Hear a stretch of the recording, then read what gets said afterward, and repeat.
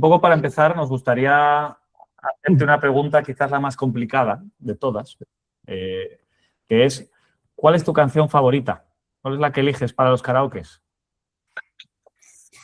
Muy buena pregunta. Pues qué? suelo elegir una canción de los Secretos que se llama Pero a tu lado, ¿no? Yo creo que es una canción muy tranquilita con la que seguro que no vas a quedar mal. Muchas gracias por esta pregunta, no me la había preparado y tal. No, es que ya sabíamos que te ibas a preparar cosas, pero esto es importante. Para los que Sí. hayan acudido alguna vez a tus cursos en Zaragoza, sabemos que ahí hay karaoke. No sé si quieres hacer alguna cuña publicitaria, es tu momento antes de que Rogelio te empiece a dar cera. Bueno, no, hombre, a nosotros nos gusta mucho, somos un montón de amigos que nos encanta esto del hombro. Los que están aquí, pues también lo son. Nos gusta mucho juntarnos, nos gusta mucho hablar de hombro, decir las verdades, y una buena reunión de hombro siempre tiene que acabar con una buena copa y una buena cerveza y un buen baile y un buen cante juntos para establecer lazos, ¿no? Cuanto más amigo eres y más cervezas bebes, más verdades dices, y eso es fundamental en nuestro trabajo. Pues precisamente este es el objetivo de esta sesión, ¿no? En centrarnos en esas verdades y acercarnos el qué haces tú en tu día a día, con tu experiencia. Y para eso vamos a dar pie a Roge, al doctor Carratalá, que va a empezar un poquito con el primer bloque. Simplemente un apunte, mientras nosotros estamos con las preguntas, que sepáis que el chat está abierto, ¿vale? Y Juan y yo estaremos atentos al chat. Cualquier pregunta que queráis hacer, o levantáis la mano o la escribís y la iremos leyendo nosotros, ¿vale? Rogelio, maestro, cuando quieras. Muy bien, bueno, buenas tardes, noches. Podéis apagar el partido de Brasil, vamos a estar una horita y luego veis el resumen, ¿vale? Que no pasa nada. Bueno, oye, José Luis, un saludo y muchas gracias por estar en esta Input Session que hemos cambiado como dicen, de bloque. Vamos a hablar un poquito más de hombro. Y yo, de momento, en el primer bloque lo que vamos a hablar sobre todo es un poquito de cuando te entra el paciente en la consulta, ¿qué le observas o qué ítems valoras antes o para decidir un tipo de tratamiento u otro, ¿no? Entonces, imagínate que te llega un paciente con una sospecha de una posible lesión de un manguito. Para ti, ¿tú qué le das más importancia? Obviamente, yo pienso ya que lo que vas a decir, pero bueno, pero a todos nos ha pasado por ahí que tenemos dudas, tenemos una imagen fea, pero también el paciente te cuenta una historia de dolor, tiene algún tipo de déficit funcional. ¿Tú qué es lo que antes valoras para poder tomar una decisión, ¿no? Pues al paciente y sus circunstancias. Es decir, la pregunta clave es, o quiero entender por qué este paciente viene a verme a la consulta. ¿Qué es lo que le preocupa a mi paciente? ¿Es un paciente que viene porque tiene dolor y ese dolor no le permite expresarse en cuanto a función del hombro? ¿Es un paciente que no tiene dolor pero no es capaz de movilizar el hombro? ¿O es un paciente que trae una resonancia y está muy asustado porque tiene los tendones rotos y está exento de síntomas? Entonces, lo primero de todo es cuál es mi paciente y cuáles son sus circunstancias. ¿En qué quiere que le ayude yo? Esa es la primera pregunta que me hago, Roger. ¿Y tú valoras antes, entonces, de cara a decidir un tratamiento, si tú tienes una imagen con una rotura, pero tienes un paciente con una función relativamente buena, pero que le duele, tiene pues es una imagen de rotura de manguito, que hemos visto todos, que tiene cierto dolor, pero que funcionalmente él funciona, que le valoras o que revisas para decidir si este paciente es apto para meterlo en un quirófano o intentas hacer otro tipo de tratamiento previo? Yo siempre, en mi filosofía de trabajo, aunque suene raro, porque somos cirujanos, nos encanta operar, ¿no? Pero en mi filosofía de vida laboral siempre es tratar al paciente de menos a más, es decir, de las maniobras menos cruentas a las más cruentas, desde las técnicas menos cruentas a las más cruentas. Entonces, primero tengo que valorar exactamente eso, ¿no? ¿Qué edad tiene mi paciente? ¿Qué síntomas? ¿Qué problemas tiene? ¿Qué quiere hacer en la vida, ¿no? ¿O qué antecedentes patológicos tiene? Si puede soportar una cirugía. Esas son preguntas muy importantes. A partir de ahí ya tengo hecho el morfotipo de mi paciente y entonces empiezo a pensar, ¿cuál es tu problema? ¿Te duele? Vamos a quitarte el dolor y vemos cómo se expresa tu hombro. ¿Cuál es tu problema? ¿No mueves? ¿Cuánto necesitas mover para ser feliz en tu vida? ¿Cuál es tu problema? ¿Te duele y no mueves? Vamos a ver si podemos combinar ambas cosas o directamente tenemos que tratar una cirugía. Pero claro, cuando hablamos de manguito irreparable, todas las cirugías son paliativas, porque es irreparable, por definición. Con lo cual, al paciente nunca le vamos a aportar una solución curativa. Todas, hasta la prótesis invertida, que con muchísima diferencia es la que mejores resultados tiene a corto, medio y largo plazo, son técnicas paliativas. Por tanto, nunca le voy a devolver los 18 años. Primera frase, nunca vas a estar como con 18 años. Crear falsas expectativas siempre es un problema. Entonces, con esa imagen, con esa foto de mi paciente, empiezo a actuar valorando estas 3 ramas: dolor, función, combinación de dolor y función. Eso es un poco la primera parte de mi planteamiento ante un paciente. Vale. Y una vez has decidido ya, pues bueno, es un paciente que quiere que se le haga alguna cosa, antes de valorar una prueba de imagen, ¿tú tienes algún signo en la exploración o algún ítem que valoras que dices esto va a dar muchos problemas? Es decir, este paciente no pinta bien, ¿no? Pues sí, hay varios ítems o varias circunstancias de los pacientes que dicen, buf, hagas lo que hagas, esto no va a funcionar, ¿no? Por ejemplo, un paciente que viene con un hombro pseudoparalítico real, porque esto es una cosa muy, muy manida, ¿no? O sea, la definición de hombro pseudoparalítico para todos nosotros probablemente es diferente, ¿no? Para mí el hombro pseudoparalítico se aleja un poco de las definiciones clásicas. Para mí un hombro pseudoparalítico es aquel cuya función activa, siempre en ausencia de rigidez articular y artrosis, es exclusivamente la que te aporta la escápula, ¿vale? Para todos nuestros amigos y amigas que están conectados, hago un poquito de zoom para que se vea un poco, pues aquí un poquito mi hombro. Esto, si la teoría dice que si yo no llego a 90, esto es un hombro pseudoparalítico. Esto no es un hombro pseudoparalítico porque soy capaz de forma activa y autónoma de levantar 80 grados mi hombro. Esto para mí no es un hombro pseudoparalítico, o sea, un hombro deficitario. Para mí un hombro pseudoparalítico es aquel donde el movimiento que hago es el que hago a expensas de la escápula. ¿Se ve bien por allá? Perfecto. Si yo tengo un paciente con esta función activa, solamente la invertida le va a poder ayudar y no todo lo bien que quisiéramos. O sea, este es uno de los factores que me dicen, buf, esto no va a ir bien. Segundo factor muy importante, paciente con dolor crónico, paciente que lleva mucho tiempo con dolor, paciente que está tomando opiáceos, paciente que no responde a radiofrecuencias pulsadas de los nervios del hombro para mejorar dolor, paciente que no responde a test anestésicos del hombro. Si este paciente ni con anestesia ni con radiofrecuencia mejora, es que no va a mejorar con nada. Con lo cual, este es un paciente que me cuesta un poco tomar una actitud quirúrgica, sobre todo agresiva. Es decir, si lo que le voy a plantear es, por ejemplo, un desvidamiento artroscópico, una tenotomía, una cosa sencilla que no va a tener grandes complicaciones, bueno, sin gran fe me lo puedo plantear, ¿no? Pero estos pacientes para hacer técnicas complejas con postoperatorios tortuosos me lo suelo pensar mucho también, ¿vale? José Luis, una pregunta. ¿Y no has nombrado la edad?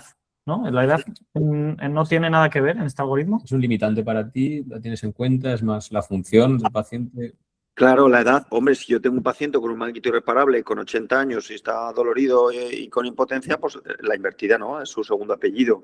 Pero si nos centrásemos solo en el campo de las transferencias tendinosas, que es lo que yo más hago, efectivamente la edad, no la edad cronológica, sino la edad física, es muy importante, claro. Cuando hablemos un poquito más de las transferencias, hombre, necesitamos tener un músculo donante a transferir que tenga una potencia suficiente para realizar su trabajo, ¿verdad? Con lo cual, probablemente, pues un hombre por encima de 65 o 70 años ya no será fácilmente un candidato a una transferencia y una mujer por encima de 60 años probablemente tampoco, ¿no? Pero globalmente, todo el manejo de los pacientes que tienen manguitos irreparables, con 80 años puede ser perfectamente indicado el hacer una prótesis invertida, lógicamente, ¿eh? ¿Vale? Entonces, lo que valoras es lo que estabas diciendo, sobre todo, bueno, pensando que no tiene, valorando si hay un hombro pseudoparalítico o no, pero el apoyo de la resonancia, tú de repente ves una resonancia con una imagen que parece un desastre. Luego, tienes casos en los que en tu experiencia ves una resonancia con una retracción muy grande, pero piensas que no hay una atrofia grasa demasiado importante, que luego te sorprenden que van a mejorar muchísimo más que gente que a lo mejor tiene una rotura que no te parece de entrada tan problemática y que luego vas a tener mucho más problemas, ¿no? En el apoyo de la resonancia o intentas compensar o valorar las dos cosas, tanto la resonancia como un poquito la exploración física, ¿no? ¿En qué te decides para decidir? todos tenemos claro que una atrofia grasa muy importante, con una retracción importante, una elevación, pues ahí ya vamos a tener un manguito no reparable. Pero a veces tenemos esos casos en los que dudas si vas a poder repararlo o no. Te encuentras a veces sorpresas de que entras pensando que no vas a poder hacer nada y que luego de repente puedes hacer esa reparación. Me encuentro, muchas veces me encuentro que creo que lo voy a reparar y no puedo repararlo. Muy pocas veces creo que no lo voy a reparar y lo puedo reparar. Eso es muy raro. Claro, los criterios o sea, yo necesito una resonancia para establecer un criterio preoperatorio de alta probabilidad de reparabilidad, pero que eso no se corresponde fielmente con el que le tenga que hacer a mi paciente. Me explicaré. Yo tengo un paciente, yo siempre cuento una anécdota, y es que cuando empezaba en esto del hombro, pues allá por el año 2004, 2005, que estaba un poco empezando, pues el padre de mi enfermera de la consulta del hospital, que era un hombre pues de campo, pues vino porque con un hombro pseudoparalítico después de un traumatismo. Y entonces, como era el padre de una compañera, enseguida le hicimos una resonancia y a los 4 o 5 días me vino con la resonancia donde se confirmó que tenía una rotura masiva e irreparable de supraespinoso, infraespinoso, redondo menor y tercio superior subescapular, lo que viene a ser un auténtico desastre, ¿no? Antes de que el paciente entre a mi consulta, yo veo la resonancia y digo, madre mía, ¿qué voy a hacer con este hombre, ¿no? Con el padre de mi enfermera. Y el hombre entró moviendo el brazo perfectamente, cuando hace 4 días era un hombro paralítico, pseudoparalítico. Y entonces el hombre, digo, pero Celso se llamaba el hombre, digo, ¿qué has hecho? Dice, esto con la azada haciendo ejercicio se me ha curado. Es decir, que la correlación entre la imagen y la sintomatología en medicina en general, pero en el hombro en particular, es un mundo. O sea que por un lado yo tengo un paciente con un problema, pero si ese problema necesita una solución, entonces la imagen es necesaria. Y para mí la imagen es la resonancia. La ecografía es muy válida, la acepto, la estudio cuando me la han hecho, la hago permanentemente, pero para mí es la resonancia. Una imagen estática, una imagen genérica, una imagen sistematizada que yo puedo estudiar. Entonces, ahí lo que me decías, ¿cuáles son los parámetros morfológicos que para mí son fundamentales para decir que es irreparable? Con mucha diferencia, la elevación estática de la cabeza del húmero en radiografía simple, no en resonancia. Pero en resonancia, la longitud y grosor del tendón. Esa es la clave. Si el tendón es corto, es irreparable. En algún caso vas a conseguir hacer una reparación muy medializada con un músculo al que has podido estirar y un tendón de muy mala calidad. Pero si el tendón mide menos de 10-12 milímetros y está engrosado, para mí eso es irreparable de todas maneras. Hablando, José Luis, hablando de pruebas de imagen, tenemos una pregunta en el chat que comentaban que en pacientes que no toleran una resonancia magnética, ¿qué prueba elegís? ¿Si el ArthroTac, un TAC simple en este tipo de pacientes o hacéis? Si el paciente no tolera una resonancia ni cerrada ni abierta, yo les hago un ArthroTac. Efectivamente, el ArthroTac te da una imagen bastante interesante de cómo es el patrón de rotura. No estamos acostumbrados, por eso nos cuesta mucho hacernos idea, pero los franceses de forma sistemática lo hacen así, no utilizan tan apenas la resonancia y se maneja fenomenal, como bien sabéis. Entonces, un ArthroTac te da imagen, incluso la definición de Gutalier de la clasificación de la degeneración grasa inicialmente la estableció en TAC. Luego, posteriormente, se hizo la modificación o la traslación a la resonancia por parte de otro autor. Entonces, bueno, un ArthroTac te puede dar mucha información. El problema es que no estamos habituados, o sea que eso lo tenemos disponible. Y aprovecho este hilo de preguntar por las pruebas que solicitas para preguntarte si cuando vas a hacer una transferencia, pues, si también pides una electromiografía previa o algo para valorar el músculo que vas a transferir, si está bien inervado o si tiene algún tipo de déficit que pueda hacer que fracase la cirugía, vamos. No, la verdad que sería muy interesante, ¿no? Por tener un dato objetivo de que eso funciona. Pero claro, ¿cuántas faltas de funcionamiento del dorsal ancho hemos visto, ¿no? En nuestras consultas es algo extraordinario, ¿no? Que exista una lesión de ese músculo o de ese nervio es una cosa absolutamente extraordinaria. Entonces, simplemente con una exploración física donde tú intentes hacer pues lo que hace el dorsal ancho, ¿no? Que es una rotación interna con cierta abducción del brazo, si provocamos esa maniobra y vemos cómo lo hacemos trabajar, es más que suficiente. Otra controversia diferente sería si en el postoperatorio de transferencia yo le hago una electromiografía de superficie para comprobar que el el resultado de mi transferencia es mecánico y no solo pues, paliativo del dolor, de la artroplastia intervención, del cetotenodesis, ¿no? Que hay muchos compañeros que lo hacen más que nada para estudios y yo tengo que reconocer que no lo hago de forma sistemática, no por nada, sino probablemente pues, por un poco la falta de experiencia de los propios neurofisiólogos para este tipo de pruebas, ¿no? O sea que sí que debería hacerlo más, pero bueno, la verdad que no lo hago. Yo con la imagen que tienes de la resonancia y la exploración física ya le planteas, estamos hablando de roturas irreparables obviamente, supuestamente son irreparables. Como has dicho ya antes, es rara vez la que tú piensas que es irreparable vas a conseguir repararla o vas a conseguir hacer una reparación, pero ya le das de entrada la opción directamente de hacer una cirugía paliativa para... Ya, luego vamos a hablar del tema de qué tipos de cirugía vamos a proponer, ¿no? Ya sin meternos en qué tipo de cirugía, o le propones, vas directamente ya a esto, o intentas siempre revisar ese tendón e intentar hacer una reparación, o qué es lo que haces exactamente. Pues esa pregunta es súper interesante porque mi forma de pensar ha cambiado con el paso de los años. Yo vengo haciendo transferencias desde el año 2009, por tanto nos acercamos ya a 17 años haciendo transferencias y en los primeros años siempre decía a todos los amigos que me querían escuchar, es mucho mejor una mala reparación que una buena transferencia. Nos ha cambiado totalmente. Es muchísimo mejor una transferencia que una mala reparación. Sobre todo porque sabemos que los resultados de las transferencias son sensiblemente mejores cuando la cirugía es la primaria y no después de un fracaso o una reparación. Entonces yo a mi paciente, por ejemplo, los míos típicos de la mutua, que son pacientes jóvenes, trabajadores manuales de esfuerzo, habitualmente hombres y que por tanto necesitan algo más que una técnica paliativa para el dolor, se benefician de una motorización.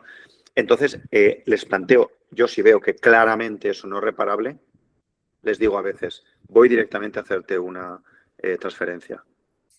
Antes de todo, haré una prueba a ver si el tendón es reparable, pero voy con todo preparado y voy con esta idea. ¿Estás de acuerdo? Sí, adelante.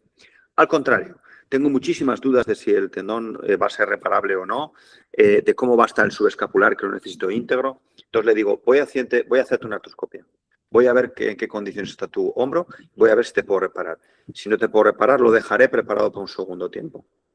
Esto, que a lo mejor en los servicios públicos de salud es muy complicado por las listas de espera y todo, en nuestro medio no es un gran problema. Entonces yo lo que hago es entro con calma, reviso perfectamente subescapular, sé que hacer algo al bíceps, cómo está la bursa, cómo está la huella, cómo está la cápsula, cómo está el tendón, cómo está el manguito.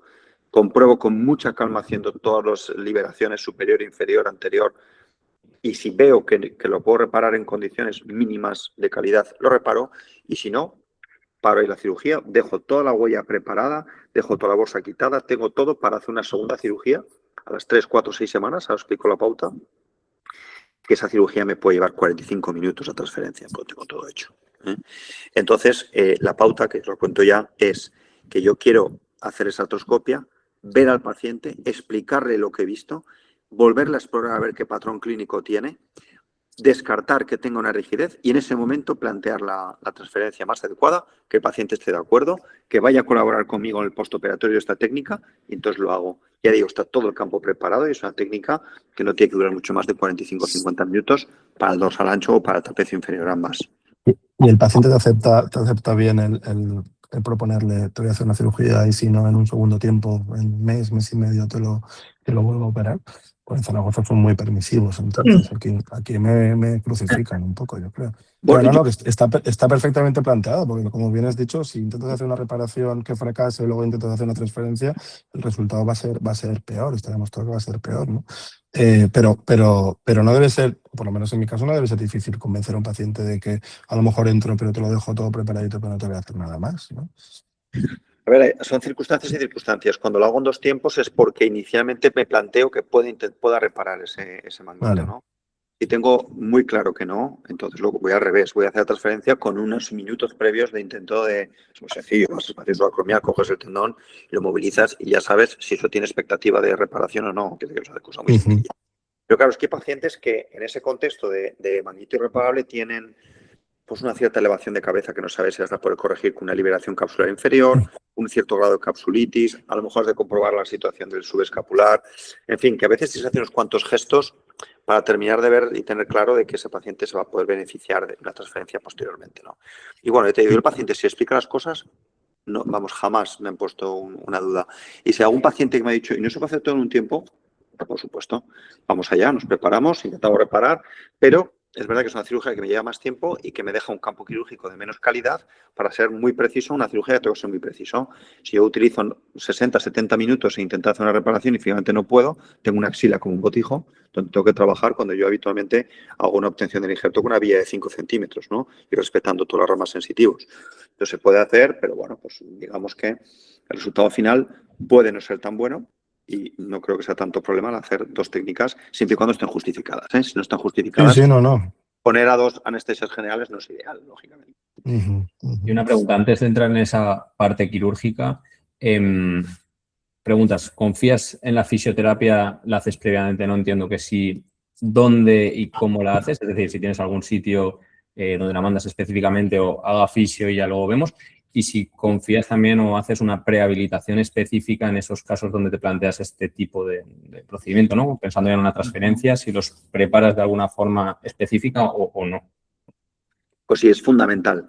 Para mí el hombro y la fisioterapia son una palabra compuesta. Es decir, no existe el éxito del hombro sin una buena fisioterapia. Pero para eso es muy importante que el fisio sea un fisio con interés en hombro. Si el fisio no tiene interés en hombro, va a ser un fracaso. Y si el fisio tiene interés en hombro, va a ser un éxito. Porque los fisios que entienden de hombro, y aquí veo que hay alguno, más de uno, saben perfectamente que el hombro es la escápula. Rehabilitar el hombro, rehabilitar la escápula. Y si el fisio no lo tiene claro, no funciona. Entonces, hablando o respondiendo a tu pregunta, ¿no? Previo a la cirugía, ese hombro tiene que estar libre de adherencias capsulares, es decir, tiene una pasiva completa, una tonificación muscular correcta de los músculos que sí que van a trabajar, que son deltoides y subescapular y redondo menor probablemente. Y tercero, mis mejores resultados en mis pacientes físicamente mejor estado. Por tanto, si tengo que esperar 2, 3, 4 semanas a hacer la cirugía, ese paciente va a estar mucho mejor trabajando la escápula, haciendo su stretching adecuado de todas las cadenas, haciendo su coordinación de cadenas cinéticas, haciendo incluso ejercicios pliométricos, todo lo que pueda hacer para que esté en la mejor condición física, para que esa parada, que son las 4 o 6 semanas de inmunización tras transferencia, sea lo menos problemático posible. Porque luego necesitan hacer trabajar a todos los músculos accesorios que son los que van a hacer que mi transferencia funcione. O sea que la prehabilitación física del paciente para mí es fundamental. Y no es obligatoriamente tener que ir todos los días al gabinete de fisioterapia. Tengo fisios de mi confianza, tanto en el hospital como en mi actividad privada, que les enseñan y les vigilan hacer ejercicios, les mandan vídeos, les hacen videollamadas para controlarlos. Yo en ese sentido vivo en un oasis de ayuda por parte de los fisioterapeutas para los hombros que trato. O sea que para mí la prehabilitación física, fundamental. Y si queréis hablamos también un poquito de la prehabilitación nutricional y farmacológica. Claro. Esa es la pregunta. Sí, vamos a ponernos ya finos. Rogelio tiene muy en cuenta para optimizar a sus pacientes la parte de la nutrición. Entonces, por si lo teníais en cuenta o no, en qué tipos de pacientes y en todos y un poco. Sí, cuéntanos. Bueno, yo no soy muy fan de los componentes nutricionales para mis pacientes. Yo tampoco, José Luis, yo tampoco, para ser un poco cabroncete. Pero sé que hay gente aquí que le gusta mucho, y además lo ha estudiado y probablemente pues acierte mucho con los suplementos de diferentes elementos como son pues el zinc, el manganeso, tal. Yo simplemente me centro mucho, yo les pido sistemáticamente una vitamina D, un metabolismo de la vitamina D, el metabolismo fosfocálcico, para mí es muy importante. Las carencias de vitamina D están muy asociadas con las artrofibrosis postquirúrgicas y prequirúrgicas y, por tanto, yo siempre que tengo una duda o que tengo un paciente al que previamente a mi cirugía he hecho cierto capsulitis retráctil, les pongo tratamiento con vitamina D3 a altas dosis. Utilizo, que lo conoceréis, el Decare Forte, que son 2.000 unidades, y les pongo durante hasta 6 meses y es una cosa que no tiene ningún problema y me quedo muy tranquilo con respecto a que minimizan el desencadenante de la fibrosis, de causa capsular fundamentalmente. No hago mucha más prehabilitación nutricional yo. Esa suplementación, perdón, de la vitamina. También un poco que muchos deportistas de élite o gente más así sí que tienen miedo de ese tiempo de recuperación que van a estar más tiempo parados, de atrofia y demás. Pues había un tipo de dieta. Es algo que la gente pregunta. Demandan y preguntan, por eso. Yo, perdona, eso que comentabas de la vitamina D, ¿lo pautas, o sea, como suplemento a la mayoría o no? Porque sí que como estudios que demuestran que con una suplementación de vitamina D funcionan mejor los resultados o solo se lo pautas a aquellos con un déficit?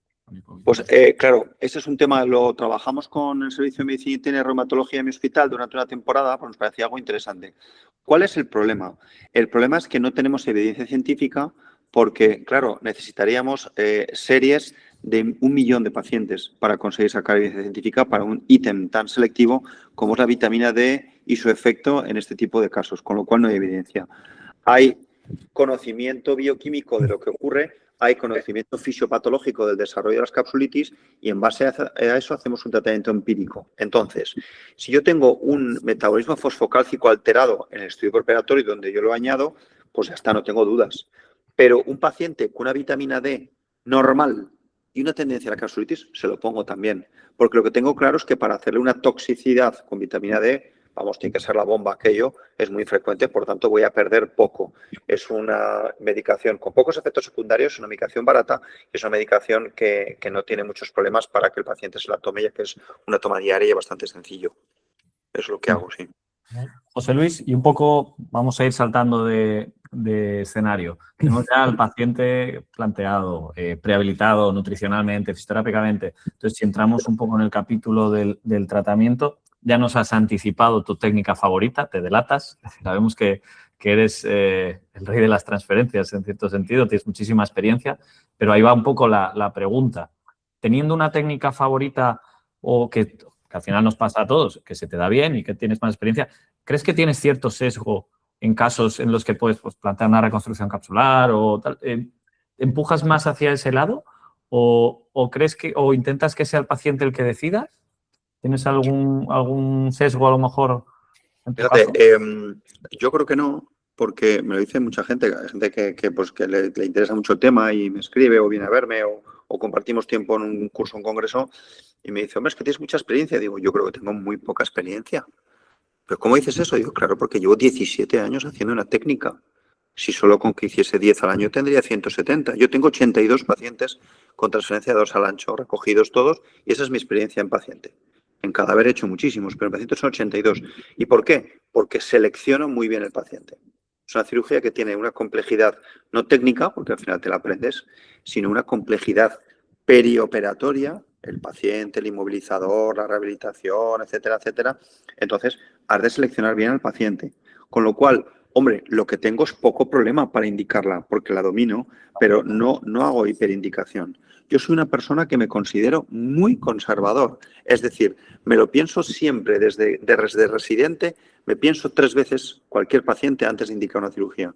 Nunca opero una resonancia, nunca opera un paciente que me lo pide, no, o estoy convencido no lo hago. Y para las transferencias, 3/4 de lo mismo.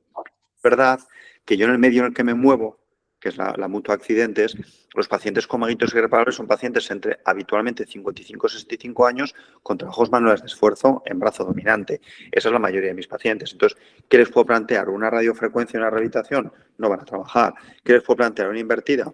Alguno va a trabajar, pero eso va a ser un problema para su labor manual. ¿Qué les puedo plantear? ¿Una reconstrucción capsular superior? Sí. ¿Considero que es superior a mi técnica? No. Para este paciente no, para otros probablemente sí. Del balón subacromial ni hablamos, ¿verdad? Porque desgraciadamente tiene unas indicaciones muy, muy pequeñas hoy día. Entonces, no es que esté sesgado por mi gusto hacer las transferencias, mi experiencia, estoy sesgado por mi tipo de pacientes que tengo. Os contaré una anécdota también que os va a servir. Me mandó un compañero de Galicia a un paciente desde allá a mi consulta privada para una transferencia de dorsal ancho. Pues, y bueno, y vino el hombre desde La Coruña con su coche, 750 kilómetros, vino a verme y era un paciente con un manguito irreparable, operado, que se había vuelto a romper, pero era un tío que había sido internacional olímpico en piragüismo y el tío movía el brazo perfectamente, con autonomía y con fuerza. Y entonces me lo mandan para que haga una transferencia. Digo, pues no te voy a hacer una transferencia.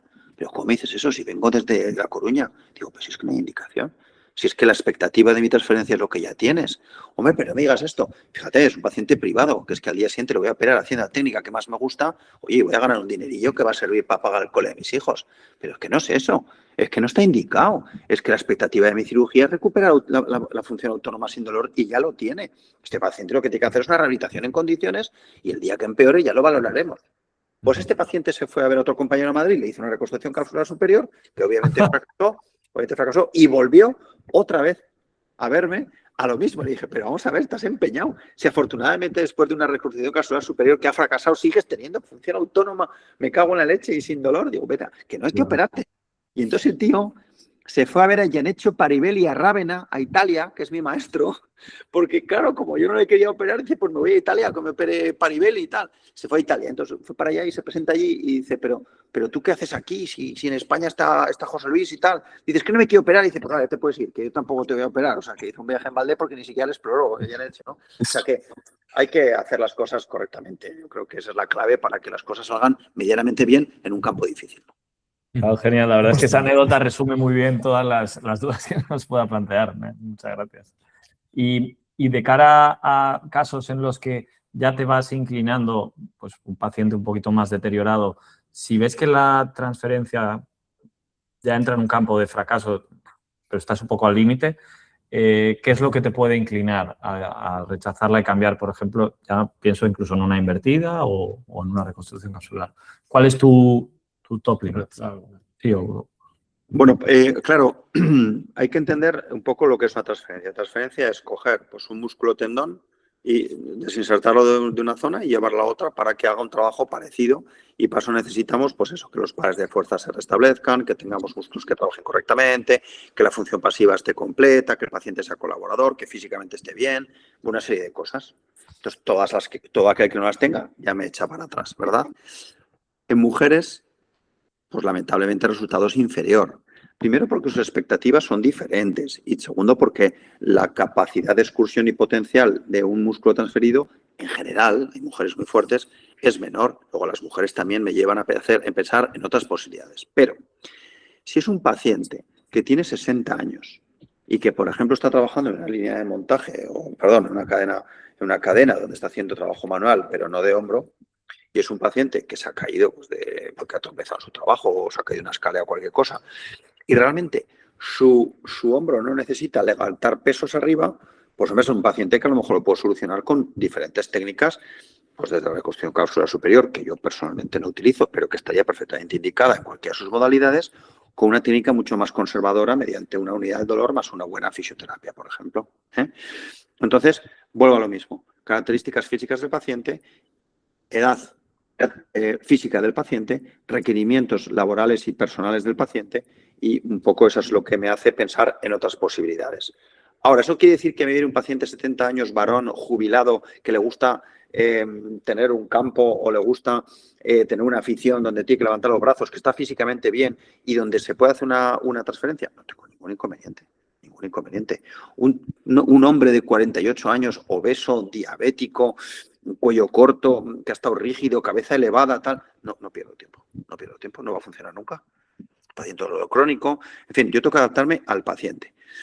Pero, sobre todo, el criterio que más me marca es la edad, para tomar unas decisiones con respecto diferentes de lo que es una motorización de un hombro, ¿no? Entonces, paciente ya fuera a lo mejor del ámbito laboral, y el ámbito más privado, que tiene un manguito irreparable, donde prima dolor, técnicas conservadoras de dolor más fisioterapia. Que prima la falta de función, pues vamos a ver, a lo mejor una reparación parcial con una buena fisioterapia en un paciente de edad puede ser una solución. Una invertida, en el caso de que efectivamente la función esté muy alterada y tengamos pocas posibilidades de mejorar de otra forma, pues siempre la solución final, que sigue siendo la final, con lo cual, si tienes una opción previa que te pueda a lo mejor retrasar el ponerla invertida, pues también es una opción. ¿Y tiene algún papel para ti el paciente ya que está con cierta edad, como estás diciendo, 70, 70 y pico años, o tienes una resonancia, una rotura no reparable del manguito? ¿Utilizas el TAC para algo? ¿Tiene algún tipo de utilidad para ti el TAC? Sí, para ver que hay algún tipo de alteración diferente a nivel articular, a nivel óseo, porque ahí a lo mejor ya empiezas a plantearte, quizás con los 70 no, a partir de 75, 76, 77 años ya empiezas a plantearte más una invertida antes de hacer una transferencia. Si estás en ese caso, ¿te planteas hacer un TAC de normal o no lo realizas? ¿O qué papel tiene para ti el TAC en este caso? El TAC exclusivamente si le voy a hacer una prótesis. Si no, no lo pido, no me aporta muchísima información, porque la única información ósea que nos gustaría saber es si tiene un grado alto de osteoporosis a la hora de plantearte cómo hacer la fijación de tu cirugía. Y la segunda pregunta que te puedes hacer es si el ángulo crítico del hombro es patológico en cuanto al pronóstico de tu posible reparación o transferencia, cuando el ángulo obviamente es grande, por encima de los 38 grados, pero en ese caso una radiografía simple es suficiente para medirlo, ¿no? Con lo cual, la verdad que no, para ver la glena en las prótesis no lo hago. Y yo ya que me quería también ya pues meter un poco en las alternativas de tratamiento que tenemos, esto de todas las escenas que comentas. Todavía, como dices, tiene cabida la reparación parcial, las reconstrucciones capsulares. En estos pacientes que tienen dolor pero la función la mantienen, aunque sea con un hombro estable, por así decirlo, ¿lo utilizas o cuáles son tus límites en el aspecto? Bueno, vamos a ver, es que si somos capaces de reparar el cable rotador, puede funcionar bien. Es que puede funcionar bien. Es decir, todos tenemos en nuestras consultas pacientes con manguitos posteriores superiores rotos irreparables que funcionan perfectamente. Y decimos, ¿pero cómo puede ser? Pues puede ser porque los pares de fuerza están trabajando, el hombro de forma dinámica es capaz de poner la cabeza enfrentada a la glena y por tanto no existe compromiso subacromial durante el movimiento y por tanto no hay causa de dolor y el paciente funciona. Si un paciente tiene una rotura, vamos a llamarle grande, de manguito, de largo tiempo de evolución, y en un momento determinado se añade una rotura de la zona más anterior interrumpiendo el cable, pues es un paciente que, a lo mejor reparando esa zona anterior y reconstruyendo el cable, puede llegar a funcionar tanto más cuantas menos solicitaciones mecánicas tenga el paciente. En mi experiencia, un paciente por encima de 65 años con un dolor moderado y una pérdida de función moderada es un buen candidato a una reparación parcial asociado a una buena fisioterapia y asociado a una buena información y que esté de acuerdo el paciente. Es decir, si tú al paciente le sorprendes al día siguiente de la cirugía que le ibas a reparar diciéndole que le ha reparado lo que has podido, lo llevan peor. Pero si al paciente le explicas, vamos a hacer esta cirugía, vamos a intentar repararte, a veces no se puede reparar del todo y se repara la parte importante para que esto funcione, si ya está, el paciente está preparado para recibir esa noticia.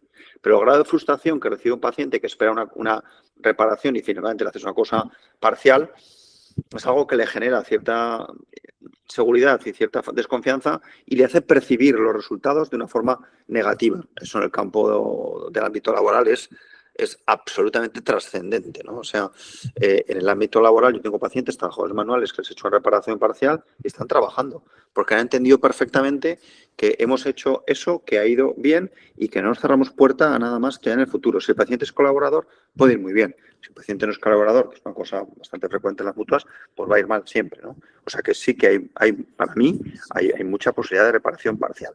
Pero la reparación parcial pasa por reconstruir el cable. Es fundamental, si no, no funciona.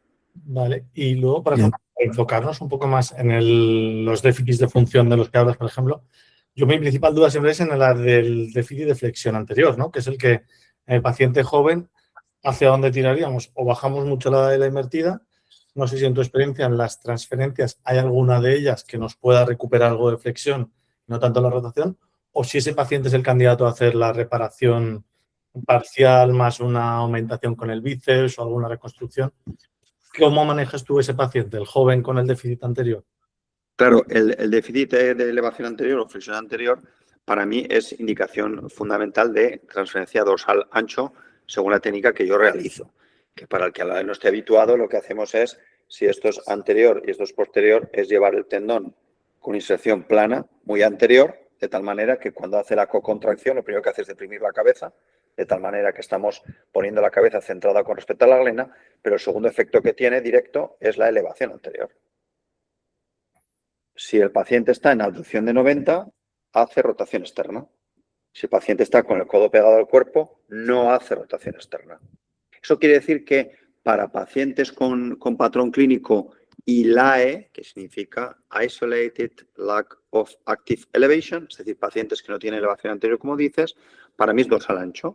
Pero pacientes que tienen ILER, Isolated Lack of External Rotation, pacientes que no tienen rotación externa con el codo pegado al cuerpo, el dorsal ancho que yo hago no funciona, no hay que hacerlo. Ahí es donde está el trapecio inferior aumentado con Aquiles, por ejemplo. Entonces, para la pregunta que haces, sin duda, el dorsal ancho me soluciona ese problema. Cuando no me lo soluciona es cuando tengo un patrón combinado donde no tiene elevación y no tiene rotación externa tipo 1 con el codo pegado al cuerpo. Ese es el problema que tengo yo, ¿sabes? Y hablando un poquito del trapecio inferior, que no hemos hablado mucho, pero que también tengo una experiencia amplia, creo que cuando el paciente tiene una pérdida completa de la rotación externa, es decir, no es capaz ni de mantener el brazo en esta posición, directamente se le cae aquí, ese paciente con un trapecio inferior se le va a solucionar ese problema. Pero claro, los nuevos estudios, sobre todo la escuela de Mayo Clinic, como está ahí o estuvo, el que descubrió la técnica, pues ahora no hace más que publicar que sirve para todo, que va fenomenal para todo, que es la técnica de elección para todo. Estoy en absoluto desacuerdo. Y lo digo ahí a dónde voy. O sea, el trapecio inferior, cogemos un músculo tendón muy grande con un tendón muy pequeño. No tenemos solucionado cómo imbricar el injerto de Aquiles con ese músculo. No tenemos solucionado en qué posición hacerlo, con qué tensión hacerlo. Estamos poniendo el injerto de banco de tejidos que puede producir un rechazo, una infección, y estamos fijando el Aquiles también en troquites. Es decir, hay un montón de puntos de fallo que ya las publicaciones están demostrando que esos puntos de fallo aparecen y los resultados no cambian. Ostras, a lo mejor no estamos motorizando el hombro, igual estamos haciendo una arte interposición por el taco de Aquiles. Eso lo miro, que ahora está de moda, ¿no? No. que lo miro por el lado malo, pero por lo bueno también. Yo cuando tengo una cabeza un poco elevada, cuando tengo un paciente con un patrón no claro, cuando no le falta tanta elevación, casi prefiero meter el Aquiles, porque aunque no funciona la motorización, le estoy haciendo una especie de reconstrucción capsular superior al uso. O sea, yo le meto un Aquiles y estoy haciendo más o menos lo mismo que hace una reconstrucción capsular superior que fracasa y que funciona igual, que las publicaciones dicen que es así. Entonces, el efecto de artroplástica interposición más el efecto mecánico de rotación externa es muy interesante en el trapecio inferior. Pero la elevación, yo no veo claro fisiopatológicamente que la recupere bien, digan lo que digan las series publicadas. Entonces yo, para déficit de elevación dorsal ancho, para déficit de rotación externa con el codo aproximado trapecio inferior, y en patrones combinados, si no hay nada de rotación externa, trapecio, y si hay algo de rotación externa, dorsal ancho. Esa es mi forma de decidir. Vale, En cuanto al center...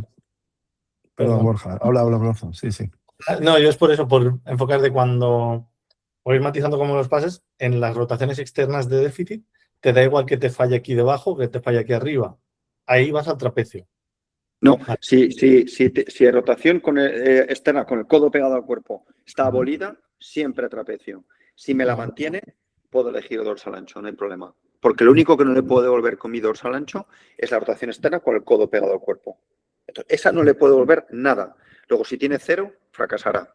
Pero si me conserva, es decir, si es capaz de mantenerme por efecto redondo menor habitualmente, entonces le voy a hacer mejorar también, porque los pares de fuerza que le devuelvo van a hacer que trabajen sinérgicamente con mi redondo menor que está funcionando. Pero si está abolida la rotación externa a 0, ese hay que hacer un trapecio, no hay otra opción. Sí.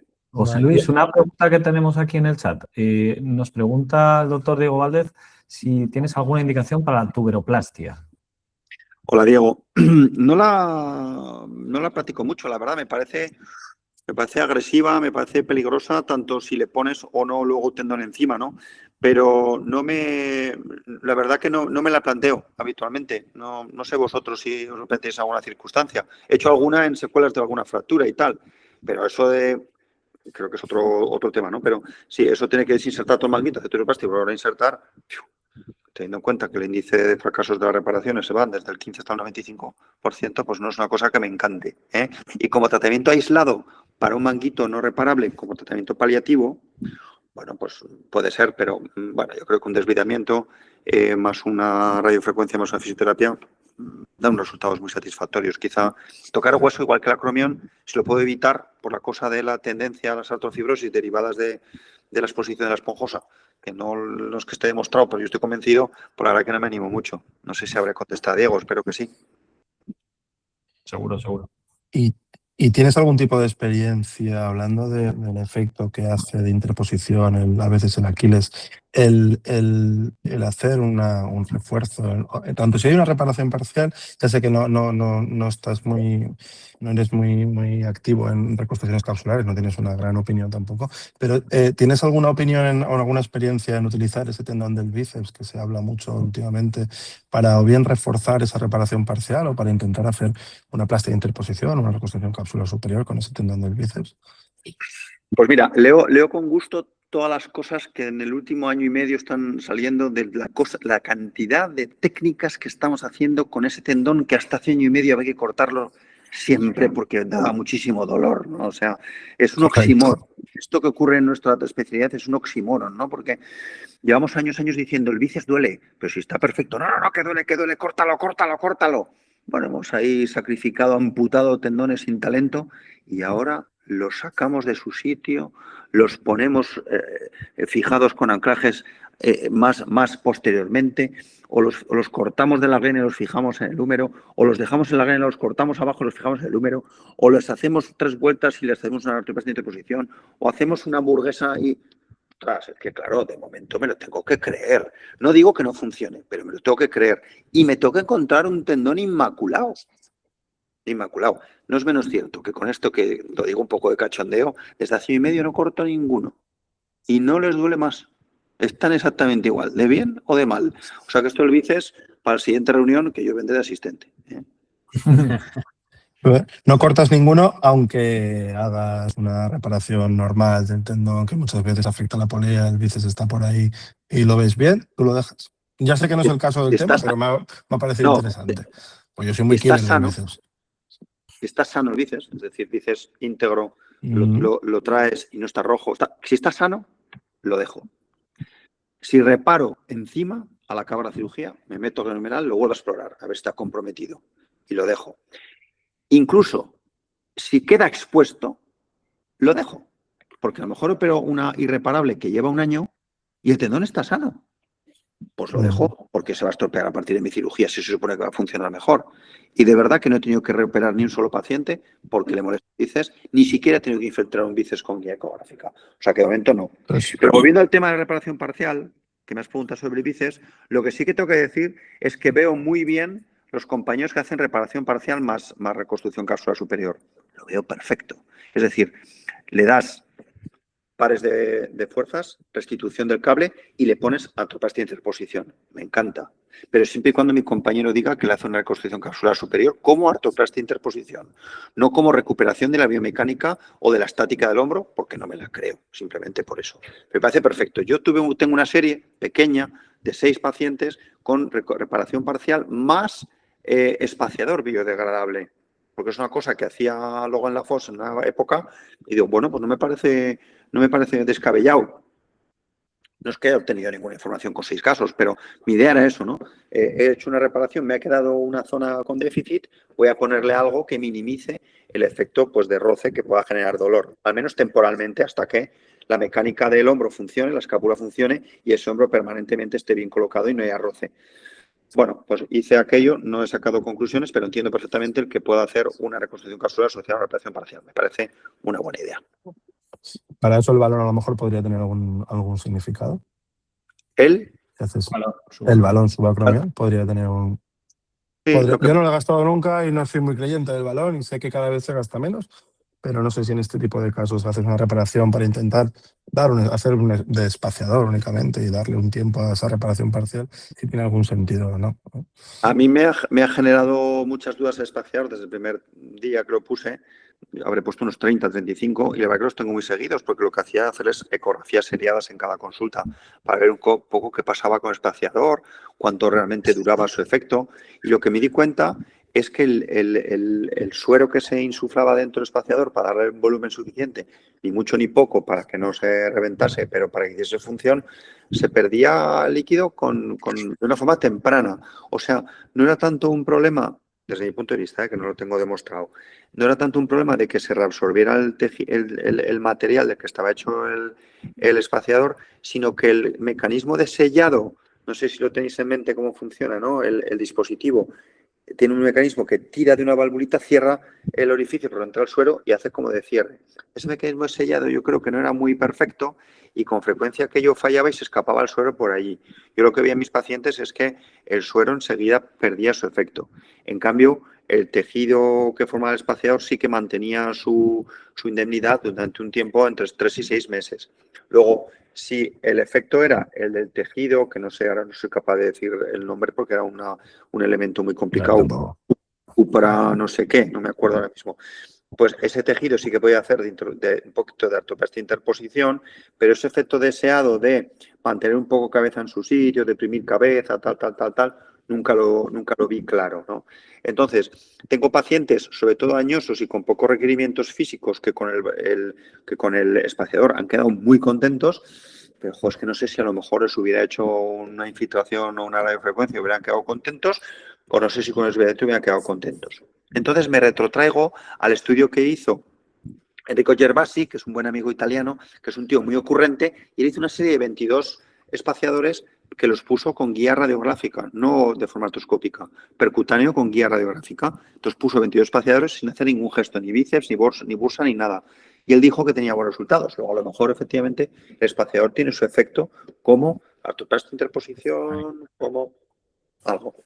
Pero ahora mismo solo lo utilizo en personas muy mayores, en casos muy concretos, donde considero que pues el defecto del manguito que no voy a poder solucionar es muy grande y que a lo mejor pues con el desviamiento me voy a quedar corto, o que considero que esa almohadilla les puede... En fin, cuando tengo pues un presentimiento, porque no tengo unos fundamentos teóricos, prácticos o de resultados donde agarrarme, ¿no? Entonces, la verdad pues que cada vez, lógicamente, pues lo uso menos, ¿no? Entonces, a lo mejor ahora al año estoy poniendo uno, ninguno o dos.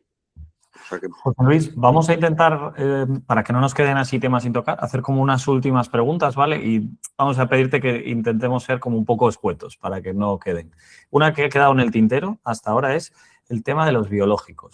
¿Los usas? ¿Marketing? A veces, o uso pero no el PRP en concreto. ¿Tienes algún biológico? Como coadyuvante de una cirugía no lo uso nunca. No lo uso nunca, no le veo ningún sentido. Podrías pensar que el coadyuvante en cuanto al efecto antiinflamatorio natural podría ser interesante, pero no creo que en la balanza de coste-beneficio no me parece interesante. Obviamente otro tipo de productos tipo pues, células totipotenciales, pluripotenciales, células madre, mesenquimales, todo eso, pues menos aún. En el campo de los implantes biológicos, por ejemplo, en los manguitos irreparables no tiene cabida porque no tiene ningún efecto sostén ni efecto mecánico, por tanto solamente son coadyuvantes para reparaciones. Por tanto, allí pues implantes de colágenos bovinos como Regeneten o todos los que están pendientes de llegar no les veo tampoco mucho sentido. Y pues yo que sé, células madre de tejido graso adiposo, que es otra de las cosas que están siendo bastante prometedoras. Hay alguna publicación en cirugía rodilla y tal. Bueno, la verdad que tampoco no tengo que creer mucho más porque eso, quieras que no, conlleva un coste, conlleva una agresividad local en el caso del tejido graso, adiposo o abdominal o tal. Bueno, la verdad que no lo tengo dentro de mi estrategia de tratamiento. ¿Y en manguitos reparables? Que sé que hay tampoco. Tampoco, solo utilizo concentrado de plaquetas en roturas intrasustancia y en alguna rotura bursal en paciente colaborador, donde predomina el dolor y donde a lo mejor pues ya le he puesto algún corticoide y no me gusta mucho poner corticoides, sobre todo si ese paciente puede en algún momento precisar una reparación, sé que mis resultados van a ser peores y en ese caso pues a lo mejor le hago algún PRP bursal en lesiones bursales y lo que sí que intento hacer es en roturas intrasustancia que creo puedan ser sintomáticas, ahí con la guía ecográfica, la verdad que intento meterme en la roturita, meter un poquito de cantidad ahí dentro y el resto en bursa, sin tener evidencia científica, pero pienso que si en algún momento tiene que hacer algo, tiene que ser allí, ¿no? Entonces, bueno, pues es lo que hago sin tener experiencia suficiente como para deciros cuáles son mis resultados. Vamos a cortar aquí. Seguimos con preguntas de respuesta corta. Un error técnico que te haya marcado del cual hayas aprendido en esta técnica, ¿no? Que digas, ostras. Sí, ejemplo. Esta sí que me la he tenido que preparar, joder, porque digo, a ver, ¿qué voy a decir? ¿No? Si yo me centro en lo que es manguito irreparable, entonces yo diré que me arrepiento de haber hecho reparaciones forzadas y no haber hecho transferencias. Ese cambio de mentalidad que he tenido en estos años. Pero sí que quiero decir una cosa. Me arrepiento mucho de reparar roturas pequeñas, poco sintomáticas, porque el paciente me ha convencido. De eso me arrepiento mucho. Sé que no es el tema, pero es que cuando el paciente tiene una rotura pequeña, estable, que no afecta al cable y que tiene pocos síntomas, no hay que operarlos. Hay que ver que no empeoran clínicamente y que no empeoran morfológicamente. Porque yo le reparo una cosa pequeña y en un porcentaje no desdeñable hace una rotura grande. Y entonces es cuando me tiro de los poquitos pelos que veis que me quedan. ¿Vale? Perfecto. ¿Hay algo que hayas dejado de hacer por completo? Las malas reparaciones. Yo creo que todo es lo mismo. Las reparaciones forzadas. Claro, como estoy muy acostumbrado a la transferencia, no. Eso de hacer, pues por ejemplo, el posterior interval slide que nos dijo Burkhardt que había que hacer, que es individualizar infraespinoso, supraespinoso, por supuesto que no. El utilizar el intervalo rotador como tendón, pues tampoco funciona. Yo creo que esas son las cosas que he dejado de hacer. El resto, pues todavía no. Y otra pregunta ya rápida antes de cerrar, que nos quedan 2 minutos. Para los más jóvenes que nos siguen por aquí, recomendaciones para formarse, oportunidad incluso de hacer estancias contigo o cursos que a ti te hayan resultado útiles. ¿Alguna recomendación que quieras dejarnos? Buena pregunta. Mira, yo tengo, aunque no lo parezca, 56 años. Llevo dedicándome al hombro desde el año 2003. He tenido esa suerte. Llevo 23 años dedicándome al hombro. Todo lo que yo sé de hombro es porque el paciente desde el día 1 hasta el día último lo he visto yo. O sea, yo me he comido su historia clínica, su anamnesis, sus test diagnósticos, sus pruebas complementarias, sus primeros tratamientos, sus fracasos, sus nuevas indicaciones, las cirugías, las complicaciones, los posoperatorios, los dolores posoperatorios, los pacientes insatisfechos, cómo solucionarlo, cómo convencerle. He aprendido de lo que he hecho bien, de lo que he hecho mal, he aprendido a diagnosticar mucho más. Es decir, si quieres saber de hombro, tienes que ver muchos pacientes de hombro muchas veces. No vale con yo hago la cirugía y que lo siga el fellow, el residente, el que no le gusta operar. Quédatelo desde el día 1 hasta el último, que aprendes mucho de ellos. Cursos teóricos los hay buenísimos. A mí me gustan aquellos en los que te dejan hablar. Cursos que te permitan participar, que te obliguen a participar, que puedas preguntar a la persona que te está enseñando, dime la verdad de lo que tú, o sea, pero esto es fácil, esto es difícil, esto merece la pena, no merece la pena. Cursos de gente que te va a contar la verdad. Aquellos que todo les sale bien, huid. Aquellos que te cuentan cuando se les ha roto el implante, cuando la han cagado, cuando se han equivocado, pegaditos a ellos. Cadáver. Fundamental. Yo, si vais a operarme a mí, por favor, haberlo hecho antes en cadáver, hombre, que todavía quiero jugar un poco más al golf, al tenis o lo que sea, ¿no? Entonces, vamos a tener las manos entrenadas en cadáver, si puede ser, en saubones. La inteligencia artificial nos va a permitir ahora hacer cosas muy interesantes. Y mi primera artroscopia con alguien al lado que tenga algo de experiencia y mucho interés. Esa es la forma de formarse. No puedo recomendar, si tengo que recomendar algo, los cursos que hacéis vosotros en Valencia y los que hago yo en Zaragoza. Perfecto, así me gusta, corporativo. Eso queríamos oír. No, oye, José Luis. Muy bien, vamos a ir cerrando ya, ¿no? Vamos a ir cerrando. Muchísimas gracias. Yo no sé si os queda algo en el tintero por preguntar, pero de verdad que espectacular. El tiempo. Muchas gracias por tu sinceridad y tu forma de verlo todo. Cuéntanos. Quiero que vosotros 4 me digáis qué hacéis con un maguito irreparable en un paciente de 58 años, varón, albañil, de baja. Yo se lo mando a Roge o a Borja. Rogelio, mójate. Hombre, 58 años laboral y con necesidad de función de ese brazo. Obviamente una prótesis no me la planteo, una reconstrucción capsular. Yo he hecho reconstrucciones capsulares y no tengo mala experiencia en esas reconstrucciones capsulares, pero explicando bien al paciente la función que le va a quedar luego y que no va a ganar fuerza, que está hecha para eliminar algo de dolor, recuperar movimiento algo quizás. Pero obviamente no se lo plantearía tampoco a este tipo de paciente. Y si está con las condiciones óptimas, yo creo que Borja y yo pensamos igual, ahora contestará él también, pero intentaríamos tirar una transferencia, obviamente. Sí.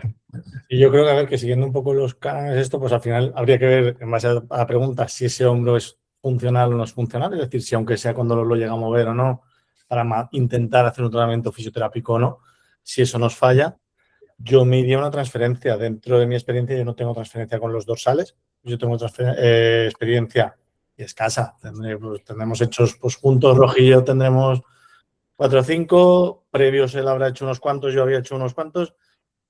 Y bueno, el resultado, incluso respecto a la flexión anterior, algo mejora, por lo que decías de que estabas un poco en contra de lo que estaba publicando Hassan. Yo no te puedo decir que los resultados sean extrapolables a toda la población, sino que los que tenemos, oye, pues algo han tirado bien.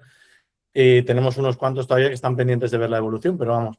Y ya digo, yo creo que en esa franja, además creo que los que tengo hechos todos van por ahí, de 55 a 60, no son tampoco mucho más mayores y activos. Nos hemos ido a un trapecio inferior. Sí. Bueno, pues oye, menudo consenso que hemos encontrado, ¿no? Lo decía por eso, porque efectivamente el dorsal ancho es una técnica que tiene su dificultad y o tienes la opción de hacerlo con cierta asiduidad o tienes opción de entrenarlo o da un poco de cosa. Pero el trapecio inferior es una técnica que te puede solucionar un caso de estos, que es una técnica que es bastante accesible y que si somos capaces de entenderla bien, indicarla bien y tener un paciente colaborador, pues no le damos esa posibilidad. El trapecio inferior es una técnica que puede ir bien, es una transferencia técnicamente muy sencilla y que no hay que negársela al paciente con esa edad en el laboral. Y lo más importante, que no es vuestro caso, ¿verdad? Pero hay gente escuchándonos. Y si tu paciente necesita una transferencia y no sabes hacerla, no pasa nada, mándasela a quien sepa hacerla, que no pasa nada. Lo importante es que el paciente esté contento y que tú duermas bien por la noche. Muchas gracias. Correcto. Pues así me gusta. Muchas gracias por todo. Ahora sí que vamos a cerrar, ¿vale? Nos vemos en la siguiente sesión. Muchas gracias a todos. Muchas gracias. José Luis, un abrazo enorme, tío. Muchas gracias. Luis, Chao, chao. Hasta luego.